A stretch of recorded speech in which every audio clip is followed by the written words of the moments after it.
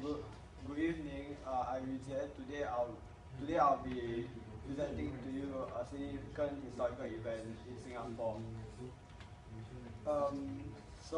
Before I begin, here are the contents. We're gonna talk. I'll be sharing you the significant historical event of Singapore, what happened during the event, what happened before and after the event, and who is involved in the event.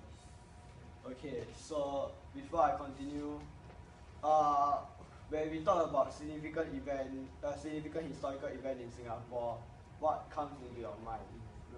Is it Japanese occupation?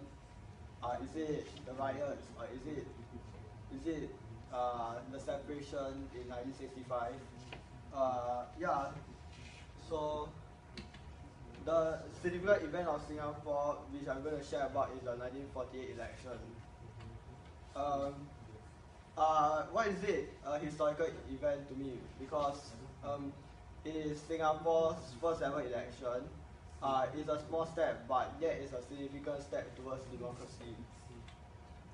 Before the event, as you all know, Singapore were under the British rule.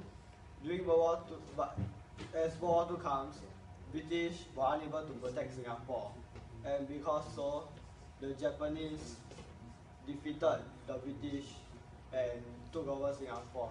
Thus, Singapore underwent 4 years of Japanese occupation. After the Japanese occupation was over, the British rule.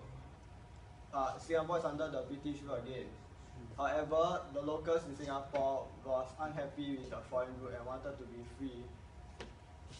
So therefore, some locals formed political parties.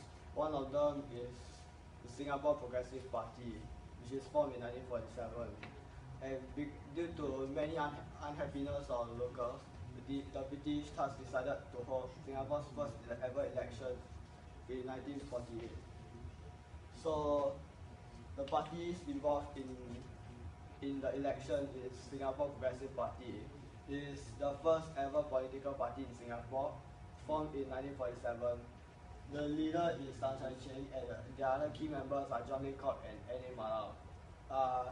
The Singapore Progressive Party believes in gradual self-government.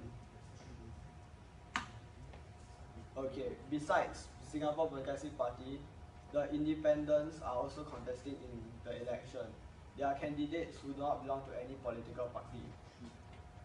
So during the event, it is set on 20th March 1948. Only people born in Singapore are eligible to vote. Voting was not compulsory. The British only allowed 6 people to be voted into the Legislative Council, which is equivalent to the present day of Singapore Parliament. So only Singapore Progressive Party and the independents were contesting the election.